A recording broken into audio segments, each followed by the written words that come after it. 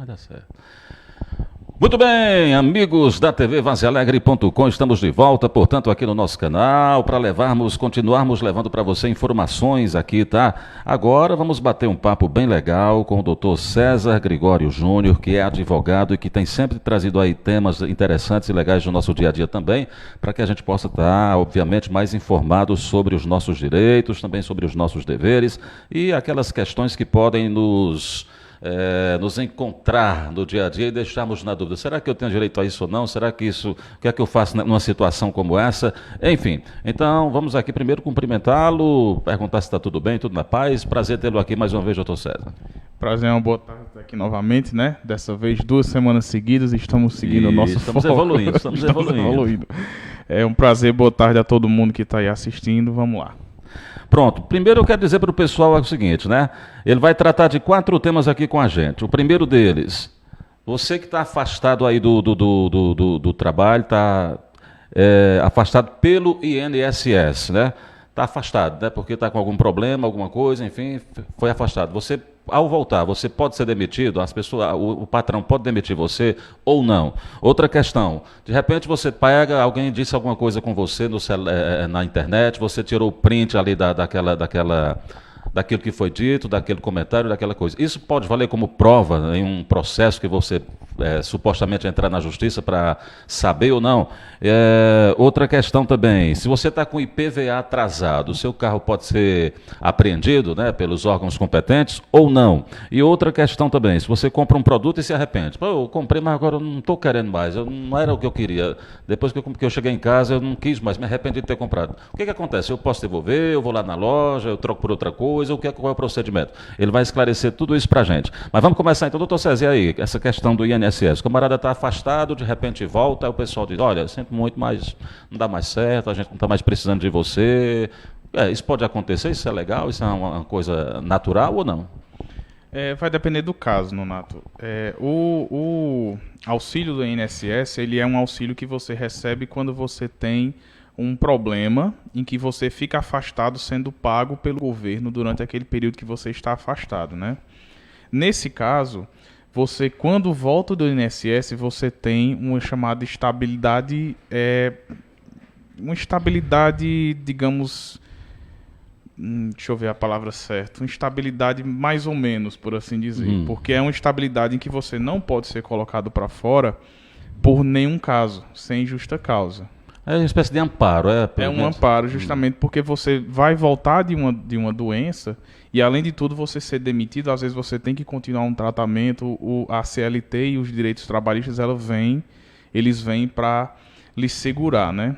Por isso que existe essa figura. Só que existe as particularidades. Por exemplo, o auxílio acidentário, ele só vem, essa permanência no emprego de 12 meses, você tem uma garantia de emprego por 12 meses, ela só virá mediante o auxílio acidentário, que é o que é isso? É quando você entrou com auxílio doença mediante um acidente de trabalho onde você trabalhava. Se você sofreu um acidente de trabalho e por via desse acidente de trabalho você tem que entrar num auxílio, aquele auxílio doença em que até 15 dias quem paga é o empregador, o seu salário, e de 15 dias para frente você tem que fazer a perícia, você tem que entrar junto ao INSS com um pedido para você ter um período coberto pelo governo, né? Voltando desse auxílio acidentário, proveniente de acidente de trabalho, você tem a chamada estabilidade de emprego, a garantia de emprego. Você não pode ser demitido sem justa causa por um período de 12 meses. Por que é que é facilmente distorcido essa visão?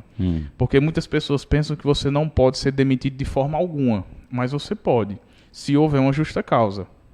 Você, por acaso, cometeu uma falta grave contida na CLT ou na legislação brasileira em geral, você pode ainda, mediante uma comissão de apuração de falta grave, você pode ser demitido sim por justa causa. Mas, após voltar do auxílio acidentário, você tem um direito a uma estabilidade e uma garantia de emprego por um prazo de 12 meses. Pronto, se existe essa garantia é porque, obviamente, tem muito patrão que extrapola e que quer botar o camarada para fora. Isso. Né? Já é uma forma do direito que a gente pode imaginar que existe. Né? Isso, e é bem comum, especialmente em cidades maiores de grandes indústrias, né? Porque Na maioria das vezes o empregador ele quer o lucro, né? Ele quer a produção, ele quer ter os funcionários dele trabalhando. Então, se ele de certa forma vai ver que aquele funcionário ele vai produzir menos, entre aspas, ele vai querer contratar um que esteja 100% saudável para suprir o posto de trabalho dele, né? Então, a CLT e os princípios trabalhistas e as leis trabalhistas em si, elas vêm para proteger esse trabalhador em situação vulnerável diante do empregador e das normas que ele possa aplicar, né? Pronto, pessoal. Então tá aí a nossa primeira questão que a gente aprendeu aqui com o Dr. César. Agora vamos falar de internet. Você que todo mundo usa a internet hoje em dia. Confusão na internet é o que não falta. Desaforo, então, vixe Maria. Fake news, Maria, você põe uma coisa lá, o pessoal já começa a esculhambar, dizer coisas, dizer que foi assim, que foi assado, enfim. Todo mundo faz o que quer. Todo mundo tem feito aproveitado bem o terreno aí, algumas brechas da legislação para poder fazer o gato e sapato dos outros. Agora é o seguinte... De repente você postou uma coisa lá, o camarada lhe ofendeu, ou lhe ameaçou, fez alguma coisa, você fez o print da conversa, né? Fez a captura de tela da conversa lá, do comentário, da foto, enfim, daquele material que você não gostou, que você achou ofensivo. Isso pode servir de prova em algum processo que for você, porventura, desejar entrar na justiça? Doutor César vai explicar para a gente se vale ou não para a justiça, se aquele pode provar que você ofendeu a pessoa ou não. E aí, doutor? Vale e não vale. Quando você tira um print de uma conversa ou um screenshot de uma tela que você vai usar como você quer usar como prova judicial, a forma correta, como o próprio Código de Processo Civil exige, é você ir num cartório, num tabelionato de notas e fazer uma ata notarial dessa imagem. O que é isso? É você, junto a um tabelião, junto ao escrevente de um cartório, dar ciência e dar fé pública àquele print seu. É como se fosse validar aquilo, é isso? Justamente. É a mesma forma de você fazer, por exemplo, um reconhecimento de assinatura. Você vai levar o celular com a conversa e o print, e aquele cartório vai fazer uma ata notarial, que é dar fé pública, dar comprovação de que aquela imagem é de fato verdadeira. Porque você sabe que na internet pode existir qualquer tipo de manipulação de imagem, que é facilmente feito por qualquer pessoa que tem um conhecimento básico, né? E isso não pode contaminar o processo. Porque se você for num processo judicial e você apresentar um print de tela ou uma conversa de WhatsApp sem haver essa fé pública, essa segurança de um tabelionato, um bom advogado ele pode já fazer a resposta contra aquela imagem, já abrindo uma preliminar e demonstrando para o juiz que não existe comprovação de que aquilo seja verdadeiro. A não ser que o juiz, porventura, por isso que eu disse que depende, que pode acontecer, como o direito da informática, o direito eletrônico, no Brasil ele ainda está crescendo muito, apesar de já ter crescido muito nos últimos anos, ainda vai muita coisa de entendimento do juiz. Pode acontecer, sendo um processo ordinário, que é o processo comum da justiça, não sendo de juizado especial, o juiz ele pode nomear um perito judicial para atestar a validade e a integralidade daqueles documentos. Coisa que vai demandar muito tempo, né? Mais tempo ainda do que o necessário. Então, se você quer produzir algum meio de provas que seja através de print de internet, de foto, de qualquer print de WhatsApp principalmente, o certo é você ir a um tabelião, um cartório e fazer uma ata notarial. Embora custe dinheiro, você vai ter que fazer mais coisas também, mas deixará mais seguro. Vale salientar que a Justiça do Trabalho ela é muito conhecida por ser sempre inovadora no meio jurídico em si. A Justiça do Trabalho ela sempre está à frente nas tecnologias, junto a se integrar, a conseguir se ajustar ao mundo jurídico junto ao informático, né? Tanto que a Justiça do Trabalho já ficou conhecida aí, acho que todo mundo já deve ter visto na internet, já foi feito acordo do juiz em WhatsApp. A Justiça do Trabalho já aceita aquela dupla verificaçãozinha azulzinha quando você fala no WhatsApp como a pessoa tendo sido cientificada. Então, já houveram casos de uma pessoa ser intimada via WhatsApp e o azulzinho comprovar que ele de fato leu e foi intimado, então valeu como um documento oficial de certa forma. Então a Justiça do Trabalho ela já está muito à frente da Justiça Comum nesse sentido. Porém a nossa, para você estar completamente coberto e com a razão, não ocorreu isso de você ter uma prova de fato verdadeira, mas ser descaracterizada por um juiz, o certo é você fazer uma ata notarial no cartório. Pronto, então para esclarecer o pessoal, quer dizer, aquela história que fica conversa no Facebook, eu já tirei aqui os prints, você vai me pagar isso aí, você está pensando que vai ficar assim. Em tese, se não tiver essa questão dentro do cartório, não está valendo praticamente assim, em tese. Pode ser que o juiz, sei lá, aceite sem passar pelo cartório, mas vai depender muito do entendimento do juiz. Vai depender tanto do entendimento do juiz, como também da forma que o advogado da parte contrária vai combater aquilo, né? Vai dizer, doutor, aqui não temos como atestar. Pode ocorrer, por exemplo, a pessoa faz o comentário no Facebook, você tira o print e a pessoa apaga. Como é que um perito vai atestar que aquilo foi verdadeiro, né? Assim, além de analisar se a imagem foi modificada digitalmente. Então, a forma correta é você fazer essa ata notarial já para você se resguardar da forma como o Código de Processo Civil manda. Pronto, isso vale também para a pessoa que está querendo acusar. Por exemplo, a gente está falando muito de quem vai acusar alguém, mas quando você é a vítima da acusação, ou seja, se o camarada diz assim, eu tenho suas conversas aqui guardadas, eu peguei os prints aqui da conversa, as coisas que você falou, também é a mesma questão. Só se a pessoa que está dizendo que tem também passar no cartório, não é porque ela está me acusando que eu vou ser condenado baseado naqueles prints que ela tem. Exatamente. A pessoa que está sendo acusada também, ela pode muito bem se valer da mesma conversa, se ela foi alterada ou adulterada, ou até tirada de contexto, né? Que você sabe que mensagens separadas, ela pode muitas vezes tirar toda uma conversa de contexto. Então, ela sendo a conversa tirada de contexto, a pessoa pode se defender, tanto arguindo essa preliminar de não legitimidade da conversa e das imagens, como também fazendo a ata notarial e demonstrando para o juiz a verdade dos fatos, né? Pronto, mas tudo tem muita questão técnica, né? Na justiça não vale só a palavra contra a palavra, é apenas mais uma coisa, né? Essa questão técnica de você se precaver, de ter as coisas guardadas, mas de dar o valor jurídico que elas possam ter também é importante, né? Exatamente. Como diz um próprio jargão jurídico muito famoso, o direito prescreve aos que dormem, ele não alcança aos que dormem. Então, por mais que você esteja certo, mas você não conseguir comprovar o quão certo você está, às vezes você pode ficar errado. Então, não é só o fato de você estar numa posição favorável, você também tem que demonstrar de forma plausível, de forma documental, de forma testemunhal, de todas as formas possíveis que você está com o seu direito resguardado. Porque o pessoal às vezes não entende, mas olha, quando você vai lá para a justiça, lá, o negócio não é fácil. Quando chega lá, tem um monte de exigência legal, tem os períodos, tem os prazos processuais que têm que ser seguidos, tem um monte de coisa. Não é só chegar lá no promotor e vai ser assim, pronto. Não é. Tem um monte de coisa. Tem muita gente que vai acionar a justiça e acha que no outro dia está saindo o resultado. Não é, né? Doutor César, um negócio é mais embaixo, né? Na justiça o buraco é mais embaixo. Até porque se você for ao bel prazer movimentar a máquina judiciária por uma simples besteira, ou até mesmo você estando errado, você pode muito bem, por exemplo, ser condenado pelo juiz até de litigância de má-fé, que é o crime em que você sabe que você está errado, você sabe que você está mentindo e mesmo assim quer se passar história, como certo, você pode se tornar caluniador, você pode se tornar difamador e etc. Até fora da justiça, se você, por exemplo, fizer um boletim de ocorrência de um fato que você sabe que não aconteceu só por puro desprazer por uma pessoa ou por algo, existe o crime de denunciação caluniosa. Então, com a justiça não se brinca. Na dúvida, procure um advogado, que o advogado vai lhe orientar, vai dizer o que é que você tem ou não razão.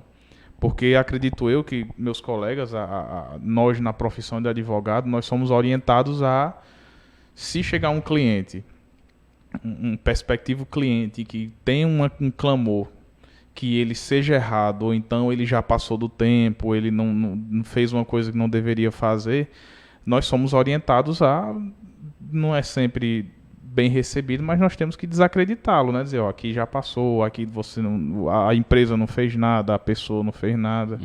Nós temos que dar a verdade dos fatos, por mais insatisfeitas que elas sejam, né? É verdade. Ninguém vai estar lá com um juiz com meio mundo de processo para julgar, para botar para frente, o camarada mentindo, conversando bobagem lá. Aí descobre, aí você vai ver o que é bom para tosse, né?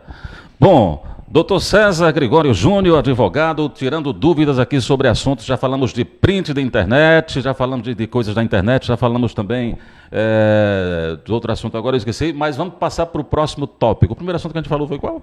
O primeiro assunto foi o do afastamento. Pronto, do isso, auxílio-doença. isso, pronto. Pronto, agora vamos falar o seguinte, IPVA, né? IPVA. Atenção você que tem veículo, está com IPVA atrasado. Afinal de contas, o seu carro pode ou não ser apreendido numa blitz?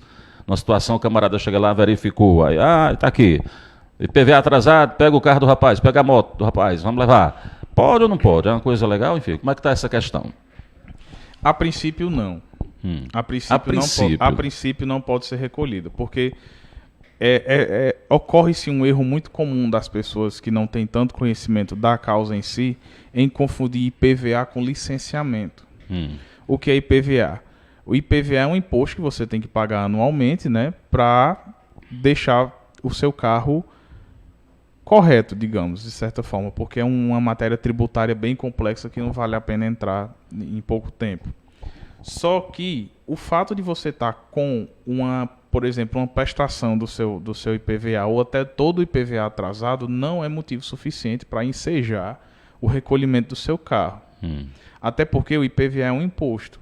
E a Constituição Federal, no artigo 150, se não me engano, ela proíbe o uso de tributo como confisco. Ou seja, você não pode ter uma coisa sua retirada por motivos tributários para sanar o tributo. A grosso modo, podemos fazer a comparação. Por exemplo, o camarada, o município não pode tomar a casa do camarada porque o IPTU está atrasado. É mais ou menos isso? Justamente. Inclusive, a parte, porque existe um grande debate doutrinário. Existem pessoas que defendem que pode e pessoas que defendem que não pode, né? Há um grande debate doutrinário sobre a matéria e as pessoas que defendem que não pode haver esse recolhimento usam justamente esse exemplo como fundamentação doutrinária do que elas estão querendo defender. Não é porque a pessoa está com aquela parcela atrasada que o Estado ele vai poder por mais que ele seja um confisco temporário que você pode reaver, mas o Estado não pode tirar a primeiro momento. Por que é que eu digo a primeiro momento? Porque na nossa legislação e no Código de Trânsito Brasileiro também, se eu não me engano, no artigo 230, ele fala que o carro ele tem que estar com um licenciamento anual regularizado. O que é o licenciamento? É um documento que permite que você ande com o carro, que você ande com o carro. É como se fosse um salvo-conduto, por assim dizer, que permite você dirigir aquele veículo. E para você tirar o licenciamento, você tem que estar com todas as taxas pagas. O licenciamento ele exige todos os impostos e todas as taxas que existem sobre um veículo serem pagos. Você só tira o licenciamento quando está tudo quitado. É aí que vem a confusão de muitas pessoas. Se você tiver com seu licenciamento atrasado, aí sim seu carro pode ser recolhido. Está no artigo 230 do Código de Trânsito Brasileiro. Então não é porque o IPVA estava atrasado, era porque o seu licenciamento estava. E o licenciamento ele permite que seja o carro recolhido até a regularização. O Estado também não vai se apossar do seu carro e ficar com o seu carro. Ele é retido até a regularização do veículo. Sobre essa matéria ainda também existe discussão e as pessoas elas partem de muitas matérias doutrinárias. A Constituição Federal fala que não pode haver esse confisco por causa de taxas tributárias. O STF já decidiu através de súmulas sobre essa questão também. Existe também uma grande parte da doutrina, alguns doutrinadores muito renomados, inclusive. Quando eu digo doutrinadores, eu digo professores e juristas, né? Eles falam também da questão do devido processo legal. Porque o que é o devido processo legal? Eu só posso ter um direito meu tirado de mim se eu tiver tido um processo em que eu tenha a chance de me defender e apresentar meus argumentos. Se eu for pego numa blitz, por exemplo, e meu carro for recolhido sem eu ter um devido processo legal, aquele recolhimento é inválido, é nulo. Porque eu não tive razão de me defender, de apresentar meus argumentos e meu contraditório e minha ampla defesa, que são princípios basilares do direito brasileiro. Foram negados, no caso. Foram negados, me foram tolidos, me foram nem permitidos. Então, os doutrinadores, eles passam desse ponto. Então, em resumo, seu carro ele pode ser recolhido se seu licenciamento tiver atrasado ou não pago. E isso está no Código de Trânsito Brasileiro, que é uma lei federal e que deve ser cumprida. Mas no caso do IPVA, não. O seu carro não pode ser recolhido. E caso seja, cabe a você procurar um advogado, para esse advogado lhe orientar em como ser feito, e o Estado, na figura do policial, do agente do Detran, aquela pessoa que pegou, o Estado vai lhe dever danos morais pelo constrangimento de você ter passado, de ter aquele seu carro recolhido. Mas isso a gente sempre diz, pelas vias legais. Pelas Não vias vá legais. ficar discutindo se o camarada, a autoridade competente decidiu que vai levar, deixa levar. Você não vai ficar discutindo no meio de rua. Porque dizendo, senão né? você vai acabar ficando errado. Você pode entrar no crime de desacato, você pode até se complicar mais ainda. Então, deixe ele levar. Você vai pelas vias judiciais atrás dos seus direitos, que seria, no caso, a indenização por danos morais, né? Porque se de repente numa boa conversa, você pode até chegar a um acordo com a autoridade lá mesmo no local. Mas se não chega, então vamos partir para as vias legais, Justamente. civilizadamente. Até né? porque, estudando sobre o tema para trazer para cá, eu vi que existe uma confusão até dentro das próprias instituições. O Detran, ele entende que com o IPVA não pago, não existe a possibilidade de ser recolhido o carro. Mas eu já vi casos, eu estudei casos em que a Polícia Federal, por exemplo, a Rodoviária Federal, ela entendia como correto ser o carro apreendido por falta de pagamento de IPVA. Então é uma coisa que não é consolidada. Então vale muito da conversa e de você também, caso tenha esse seu direito tolhido, você procurar um advogado e procurar as vias judiciais corretas para buscar seus direitos. Muito bem, tá aí então, pessoal. Vamos lá, aprendendo que IPVA é diferente de licenciamento, né? Para você não ficar gerando essa confusão e entrar e criar confusão e ficar perdido aí na hora de tomar decisões em relação a esses casos, né? Agora mais um caso que o doutor César vai explicar para a gente o que pode acontecer, acontece muito, em relação ao consumidor. Você foi na loja, você viu lá um produto, você, de cara você gostou. Foi lá, comprou, pagou, mas aí quando você chegou em casa, na utilização, ou quando você foi, sei lá, você não gostou, se arrependeu, eu não queria ter comprado esse produto, se eu pudesse eu devolveria, se eu pudesse eu desfazer essa compra, enfim. E o que acontece se você se arrepender de adquirir um produto numa loja, pela internet, enfim? Doutor, é possível reaver o dinheiro? É possível de forma... O que a lei diz em relação a isso, a lei do consumidor? Do arrependimento de compra. O Código do Consumidor, ele regula o arrependimento só em um caso. É no caso de você fazer compras em lojas não físicas, ou seja, você fazer compras na internet ou através daqueles catálogos que você pega, loja Avon, essas coisas. Nesse caso, você fazendo uma compra, a partir do momento que o produto chega, você tem 7 dias do direito de arrependimento. Você tem um prazo de 7 dias para se arrepender. Como é que funciona isso? Você não quis o produto não superou suas expectativas, porque uma coisa é você estar ali vendo um produto numa loja e poder pegar, poder analisar, ver os aspectos do produto. Outra coisa é uma coisa que vem na internet, né?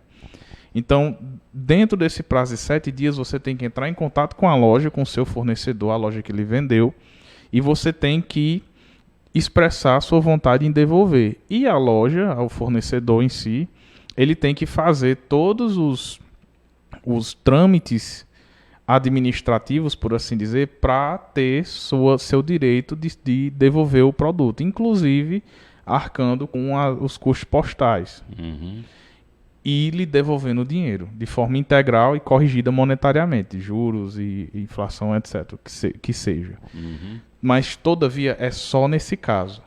É importante dizer que, sendo numa loja física, em que você estava presente, que você pegou o produto e que você saiu com o produto, ou foi entregue depois na sua casa, não existe o direito a arrependimento. Não é só você ter se arrependido da compra que vai fazer você ter o direito de receber de volta. Isso vai ficar a critério da loja. Só existe um caso em que pode haver isso. É se haver algum vício. O que seria vício? Seria um problema. Um problema em que na loja não existia e que quando você for chegar em casa que você foi usar, havia esse problema. Ou vício, ou falha na propaganda, por assim dizer. Você foi prometido uma coisa e foi entregue outra. É porque tem muita loja que, inclusive, bota aquele negócio, não aceitamos devolução, bem grande, né? Quer dizer que aquilo ali é uma coisa legal. Eu pensei que não fosse. De certa forma, sim. Porque, assim, a partir do momento que você compra uma coisa e ela não apresenta problema nenhum, você já efetuou um contrato, por assim dizer. Se ela te for entregue, você tem o tempo de analisar, você teve o tempo de ver, você teve o tempo de testar, que as lojas, geralmente, elas fazem todo esse aparato, justamente para evitar confusões, né? E aquele produto, ele é condizente com o que lhe foi feito publicidade, então o código ele também não vai assim deixar o fornecedor tão, digamos, tão desprotegido que a pessoa, ao bel prazer, possa mudar de ideia, faça uma compra. Existe todo um processo de compra, movimentação de estoque, cálculos contábeis que são feitos, aí tudo isso a pessoa vem, não quero mais porque eu não quero, e devolver. O Código do Consumidor não faria isso com o fornecedor, apesar do Código do Consumidor ser do consumidor, né? Então, nesse caso, existindo um vício, ou seja, um problema, você comprou uma máquina de lavar, e dentro da máquina de lavar tinha uma peça solta e você não consegue lavar. Você tem um prazo de 30 dias para você fazer essa troca. Ou fazer a troca, ou pedir o seu dinheiro de volta. Ou seja, você pode pedir outro produto igualzinho àquele que você deveria ter comprado, que deu problema, ou você pode pedir seu dinheiro de volta. Sendo no caso de uma propaganda que foi feita em desacordo com o que o produto realmente é, por exemplo, você compra uma máquina de café na propaganda dizia que ela torrava o grão sozinha, que quando você vai ver ela não faz isso. Existem 3 opções nesse caso. Ou você pede o seu dinheiro de volta, ou você fica com o produto e é abatido o valor referente àquela falta daquela coisa, ou então você tem direito a ter o seu dinheiro integralmente recolhido. Pronto, agora, mas me parece, se eu estiver errado, me corrija, que há um prazo também para o dono da loja poder fazer essa troca. Deve ter um prazo, sim. Né? Não é chegar na loja e eu quero agora, não é. Existem as garantias, né? Você, dentro desse prazo de 30 dias, você tem... É importante até você ter falado nisso, porque esse prazo de 30 dias, ele nasce, também existe o chamado vício rebiditório. O vício rebiditório é aquele vício que não tem como você perceber. É porque o pessoal, ele está falando muito vício, mas o vício que a gente chama é defeito. É o defeito lá do produto. É um defeito dentro do produto. Se fala vício, porque um defeito ele pode ser de várias formas. Então já se usa essa palavra vício, porque é um produto que está viciado. Por que se usa vício e não defeito? Porque um vício necessariamente não é obrigatoriamente ser um defeito. Ficou complicada essa frase, mas tudo bem. Mas é importante dizer para o popular, porque o pessoal entende mais, né? Está com defeito. Por exemplo, você compra um notebook. E esse notebook, com 2 meses de uso, a bateria dele começa a descarregar muito rápido. Aí você vai na assistência técnica, a assistência técnica diz, não, aqui foi a bateria que já veio viciada. Ela está descarregando rápido porque ela está com um defeito. O prazo de 30 dias, ele nasce a partir desse descobrimento, no vício rebiditório. Então, não é que, por exemplo, com 31 dias eu descobri um problema no meu notebook, veio de fábrica e eu perdi meu direito. Não. Eu perco o direito se passar 30 dias a partir do meu descobrimento. Que é nesse caso que dá muito problema na justiça, porque aí fica muito subjetivo quando foi que eu descobri o problema. Né? Vamos dizer, a garantia ia acabar amanhã, o camarada descobriu hoje, né? Justamente. Aí ele vai querer um novo. Aí, né? Mas aí já faz tempo, já começam as discussões em torno do prazo. Justamente, aí vai ter todas as discussões através de uma ação consumerista comum, né? Nesse caso, vale salientar que você pode, como você disse, Nonato, você pode pedir outra coisa da mesma forma. O notebook estava viciado, beleza, mas esse estava, me dê outro do mesmo jeito, que não esteja, eu aceito. Aí pode ser efetuada essa troca e a empresa, se eu não me engano, é de 30 a 60 dias para a empresa fazer essa troca. Ou então devolver o dinheiro integralmente, corrigido monetariamente. Pronto. Então tá aí, pessoal. Falamos aí com o Dr. César Gregório Júnior sobre 4 temas importantes. Esperamos que tenhamos tirado as suas dúvidas da melhor forma possível, mas se você não se der por satisfeito, ele está à disposição para que você possa tirar mais dúvidas, não só em relação a esses assuntos, mas também a tantos outros aí que estão no nosso dia a dia, sempre nos deixando encucados, né? Essa questão dos direitos e deveres é muita coisa e a gente é muito leigo, né? Às vezes a gente tem um direito que a gente não conhece, deixa de exercer, tem um dever que a gente também não conhece, deixa de exercer, e vamos levando a vida do nosso jeito. Mas enfim, mas é sempre bom a gente estar bem informado e sabermos como nos comportar diante das determinadas situações que podem nos alcançar no nosso dia a dia. Não é, doutor César? Isso. Então, na dúvida, sempre procura um advogado. Tenho certeza que qualquer advogado não vai se importar em lhe tirar uma dúvida, que seja uma dúvida simples, uma coisa rápida, ele vai lhe orientar da melhor forma possível. Pronto. Agora, dos assuntos que a gente debateu hoje aqui, o que eu mais quero chamar a atenção, se você não viu, chegou agora, vai ver a live depois, veja lá a questão dos prints do conteúdo da internet. Né? Se você tirar 1.500 prints, esses prints podem não ter validade alguma se você não fizer o procedimento que o Dr. César explicou aqui no nosso canal, lá no início da nossa conversa. Tá? Então, depois você dá uma verificada aí no vídeo para você ficar por dentro. Estou com um monte de print aqui de um camarada lá, vou lascar ele. Não é bem assim. Vá lá, veja bem direitinho o que você tem que fazer para poder lascar o camarada como você quer. Tá? Mas faça direito, tá bom? Doutor César, diga o local, o dia, né? Você atende aí, o endereço, enfim. Inclusive, eu espero que você não tenha ido fazer a ata notarial dos meus prints, você me cobra, não. Não, de forma alguma, de forma alguma. Vamos resolver sempre amigavelmente. Bom, pessoal, eu atendo na rua Juvenal Galeno, número 44, aqui no centro de Vaza Alegre. Atuo em horários comerciais. O meu telefone é o 99950999. O meu e-mail é o contato.cesarjunior@hotmail.com. Pronto, então tá aí. Abraço, doutor César. Até semana que vem, se Deus quiser. Né? Semana até é tanto feriado, é tanta coisa, né? Coisa engraçada, rapaz, no Brasil. Quando é que nós vamos começar o ano, hein?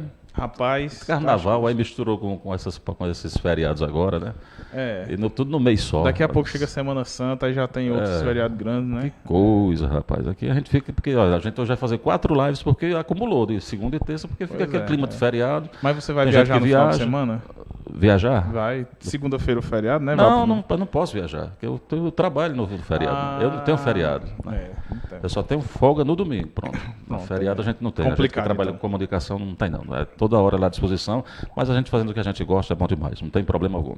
Até semana que vem. Até semana que vem. Se Deus quiser. Pessoal, volto já conversando aqui ao vivo com Emanuel Leandro. Ele fala dos projetos sociais que ele está desenvolvendo dentro da área esportiva e outras questões mais a corrida também que vai ter e tudo mais. Já a gente volta, tá? Daqui a 5 minutos, só enquanto a gente aqui prepara a próxima live, viu? Fica por aí, voltamos já.